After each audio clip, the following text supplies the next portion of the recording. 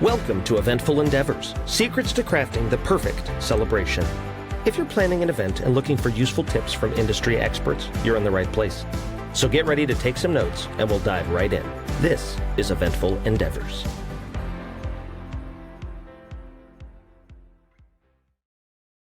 Hello, everybody in the universe. Welcome to the Eventful Endeavors podcast. I am your host, Jake Ashey, here in Madison, Wisconsin. Delighted to introduce you to my guest today. This is the owner of the historic wine bar, 1909 Wine Bar in Cross Plains. Everybody say hi to Cassie Ballweg. How you doing today, Cassie? Hi, everyone. I am fantastic. Very excited to be on the podcast today. Heck yes. Heck yes. We are so excited to have you. I know we got a bunch of shows coming up this summer. It's always a party. We're looking forward to it. Oh, yeah. Yes, we love dueling pianos. Coming to the wine bar in Cross Plains has become like the staple event of Cross Plains, Middleton, Madison area of the summer. It's Love hearing that. one of our most favorite things we do. And we get very excited when summer rolls around because we know it's dueling pianos time. I love that. I love that. We love coming to Cross Plains. So, love to jump in and hear a bit about this wine bar. Can you explain for people who have never been, never had the pleasure of experiencing, what is 1909? Where'd that name come from as well? Yeah, absolutely. So 1909 is actually the address. I actually purchased 1909 from the previous owners back in July. We actually opened in July of 2018. And then I worked here for a while in a couple of different capacities and then took over ownership. So yes, the name is the address. But when you see our building, people assume that it's the year it was built. Because it's a very old historic stone building in a very old historic town in Wisconsin. The building was actually built in 1854 as a general store and post office. And so people assume that 1909 was the year, but it was actually built, 60 years before that. So the name is actually the address. So we're really easy to find. If you know our name, you know where we're at. I love that. That is super easy to find. What a twist as well. That's like even 60 years older than you thought it was. Right. Yes. And you can tell the building is very cool, has 27-inch thick stone walls, has a lot of the original character. It's a very, very cool building, along with being a very cool wine bar, if I do say so myself. Absolutely. Tell us more about that. I know you guys got some really cool modern features with this building. Yeah. So we have 16 self-serve wines on tap. And so if wine is your jam, it's all self-serve. So you interact with the bartender to get your wine card, and then you act as your own bartender. So that's our claim to fame in the area. But outside of that, we are so much more. We actually have more beer, seltzer, mixed drinks, that kind of thing options than we do wine. But the self-serve wine situation is pretty cool. So we are a regular bar. We're open 5 days a week, just like any other bar. With a ton of events sprinkled in. We do a lot of things that you don't necessarily see at a typical bar, art classes, workshops, dueling pianos, live music. We bring food trucks, trivia, anything for anybody, any interest. We've got it. I love it. A ton of stuff going on. That's very cool. Very, very nice. Definitely. Any events coming up that you're particularly excited about? Well, dueling pianos, of course. We just dropped our tickets for all 4 shows that we have this summer. Those fill up really fast. We almost always sell out. I can only think this is our either 3rd or 4th summer having dueling pianos come, Felix and Figures specifically. And we've only a handful of times not sold out. So that is by far, like I said, most popular. We also have started a murder mystery party series. So every few months, I write a murder mystery event. Everybody gets a character and a costume and a little bit of a script, and you come and you figure out who was murdered at this party. That's a huge hit. We have our June 1 out on our website.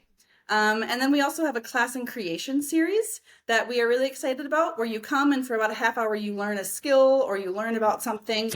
And then for the second half, you actually get to create something. So tonight, for example, we are doing candle painting. So everybody who bought tickets will be learning about how to paint a candle and how to make it last and how different ways. And then they get all the materials to paint some candles to take home with them. So that's a lot of fun. Also, writing your own mysteries. That sounds like a fun little side. Yes. So fun. super hard. It Yeah. definitely uses all of my creative juices, and people love them so much that they want to do them all the time. But it takes me, 3 to 4 months to write.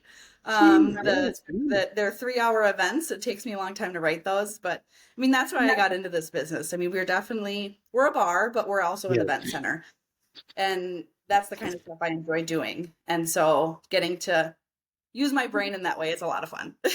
Well, clearly you're doing a lot with it. So very fun, kind of treating it like Yes. a playground for a bunch of fun events and features. What'd you do before running the bar? How'd you make your way to 1909? Yeah, sure. So I graduated from UW-Madison with a degree in rehab psychology. And then I used that for a while teaching preschool, a lot of times with kiddos with special needs. And then I was a respite care specialist for a while. When I was teaching preschool, I had my first daughter and decided I wanted to be home with her during the day. And so that I got a job bartending here at 1909. Things kind of spiraled. I quickly, after that, became the event coordinator, got to do all that fun stuff, and then became the manager. And the story to ownership is, I think, a little funny. My husband and I have had own a bar on our bucket list for retirement since we met. We always thought that would be fun, something we'd be really good at. Yeah. And so I put a bug in the owner's ear here at 1909, and they happened to say, yeah, we're ready to move on. We're ready to do something else. And Wow. so a few months after that, we signed on the dotted line and became owners. Wow. What an incredible story, and it's just great evidence that just be bold and ask those questions because they could just say yes. That is so cool. Right, Cross a exactly. retirement bucket list off the stuff already. That's very cool. Yeah. And it's living up to the hype. You guys loving it? Oh, we are absolutely loving it. Yes, there are obviously challenges with owning a small business. Yeah. It's very hard to turn it off. It's kind of a 24-hour job, but thankfully it's something we love. My husband Tyler and I do this together. We both also have full-time jobs outside of running 1909.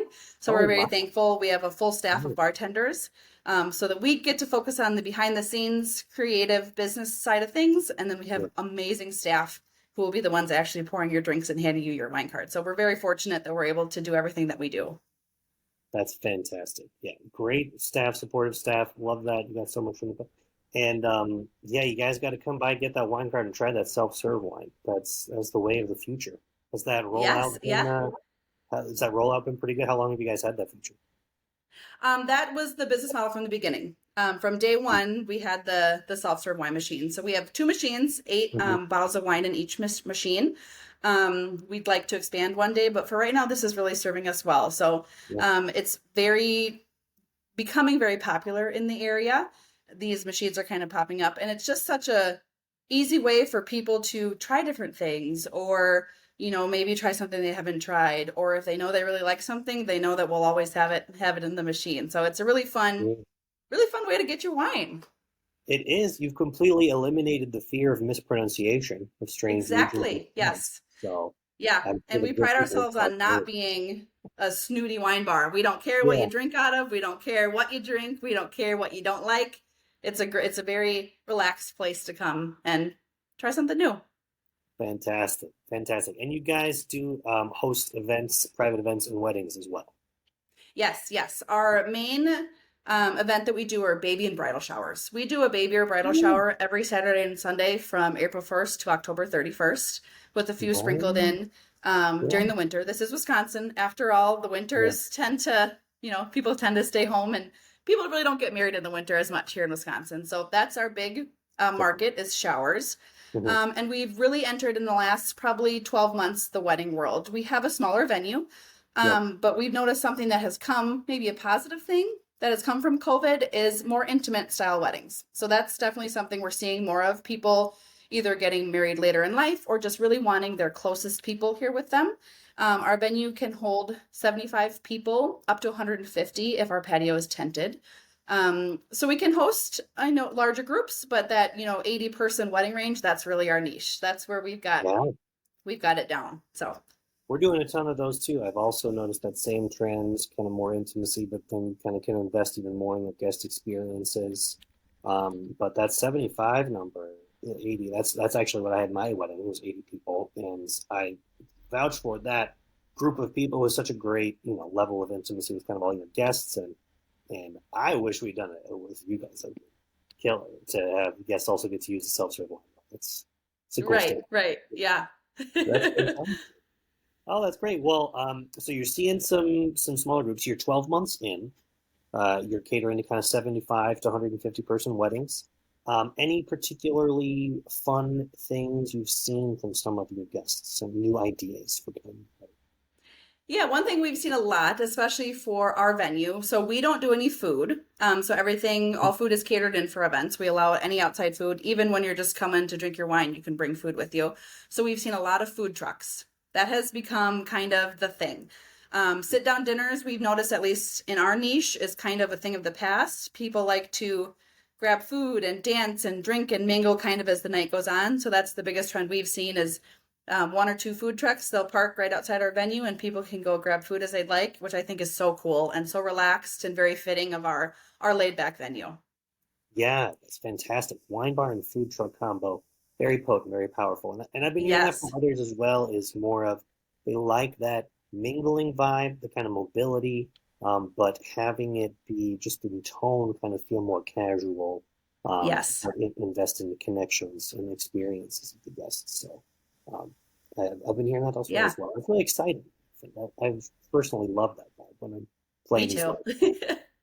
And then if you got us and it's me and Cassie working together and you got an all request show coming up and it's just laid back fun. It's fantastic. Yeah, definitely. One thing that I will be remiss if I don't mention about our venue here that is kind of unique is I have actually been sober for 613 days. No big story there. No, no real reason other than while my kids are little, I've decided to put alcohol on the back burner. So we actually purchased 1909 when I was almost a year sober, which I think is pretty unique. I mean, I bought a bar and knew I wanted to even when I started my sobriety journey. So we actually have one of the largest non-alcoholic menus in the Madison area. And that is very important to us. We are really big on if you come to my bar, there's going to be something you can drink, whether you're consuming alcohol or you're not. Judgment-free zone, no questions asked. We have something for everybody. So that's very important to our business model. That is very cool. I bet that makes a lot of people feel seen and respected and appreciated. And what a cool story. I mean, such a celebrate 1 year sober by buying a bar. That's exactly such an unorthodox, unique claim to fame, courageous, and clearly it's working. Right. So that's cool. Yep. That's so cool. I get to leave the wine tasting up to my husband, and I always make sure we've got a awesome non-alcoholic old fashioned on behind the bar. So we've got something for everybody. Take a try at one of those. That sounds great. That's I love it. And so we talked about some of the fun stuff that you're liking, you're seeing. Are there any kind of just flip side of the coin? Any cringe-worthy moments you've seen kind of in the first year of weddings? Things that you wouldn't want repeated? That's a great question. I think I'd like asking that one. They like to know what they were trying to avoid. Right. Gosh, that's a hard one. I think I have been very impressed by how unique everything has been. I guess since our realm is the, baby bridal shower, I think the most cringe-worthy showers are the ones, and even weddings I've seen, are where, now weddings are harder for what I'm about to say, but when you bring two sides of the family together that probably should host events separately, when there is a clear divide in the room between dad's side of the family and mom's side of the family and nobody's mingling, that's real awkward for your bartender because it's palpable in the room when maybe you should have hosted showers separately. That's been the most, when you're behind the bar and you can tell that there are people who are not happy with each other, that gets a little awkward. Yeah, that's definitely a process, they're joining families together for sure. So yes, if you have in the shower phase, it's some great advice for sure. Very cool. Excellent. Well, I know we're looking super forward to a lot of these events. Let's see, we talked about some good ideas, some maybe things you want to avoid if you're playing in the showers, overall trends in the industry. Any other advice that you would give? We have a lot of, prospective brides or people hosting like private events listening to this podcast. If you're starting your journey, anything else you'd give advice to that person? Yeah, I think that, the one piece of advice I would have is to worry more about the experience than what everything looks like. Everybody in the moment will notice your pretty centerpieces and they'll notice your gorgeous charcuterie table and everything, but what they'll really take away is if they had fun. And I think that if you can take the pressure off yourself to have the perfect number of votives and the perfect color scheme, if you can take the pressure off yourself and just worry about having fun and really throwing the party that you want to have to celebrate whatever you're celebrating, that's the most important piece. And that's what people will remember. Oh, that's a fantastic piece of advice. Couldn't agree more. I'm obviously biased as an entertainer, but I always say the same thing is the things that are going to create those lasting memories are going to be those experiences for sure. Yeah, absolutely. I love that. Very cool. Well, you guys, if you haven't been yet, got to go to Cross Plains, check out 1909 Wine Bar. 19 spelled out. 09 is the numbers. Love that. It's a great touch. Check out their self-serve wine bar and their extensive non-alcoholic menu. What's some of the best non-alcoholic items you can get there, Cassie? What do you recommend? Yeah. Absolutely. What's your non-alcoholic recommendation, top of the menu? Ooh, let's see. I got two favorites. The spiritless old fashioned is fantastic. You would not know. It's got the burn you love. It's got the flavor that you love. You wouldn't know it's non-alcoholic. And then anything from the Shirley non-alcoholic wine brand, cream of the crop, amazing. Again, you wouldn't know you were drinking a non-alcoholic, glass of red wine. It's incredible. Those fantastic bold words in Wisconsin. The non-alcoholic old fashioned. People know how to order. Yeah. Do they have the same code, same lingo, or is it not so much? So a lot of things in the non-alcoholic world are pre-mixed. So you can't really, you can't say I'd like a, old fashioned press or sweets, whatever. It's kind of the new non-alcoholic world is growing, but right now a lot of it's pre-mixed. But yeah, I love that I can, Friday night just with everybody else order my old fashioned. There you go. See if you're looking for a non-alcoholic version of an old fashioned to go with your fish fry. There you have it. Yep. Exactly. Awesome. Well, guys, thanks so much for tuning in. Thanks, Cassie, so much for taking the time with us today. And I know we have a discount potentially if you are listening to this podcast and you're interested. You can get 10% off your tab at 1909. So how about that? Yeah, absolutely. Just mention that you heard me chatting here and you get a little discount. Awesome. Well, thanks so much, Cassie. Everybody, thanks so much for tuning in to Eventful Endeavors. Have an awesome week. Thanks for listening to another episode of Eventful Endeavors, Secrets to Crafting the Perfect Celebration. We hope to have left you with some actionable ideas for your own event. If you like the show, please subscribe and definitely leave us a review. We read every comment. So until next time, happy planning and see you soon on Eventful Endeavors.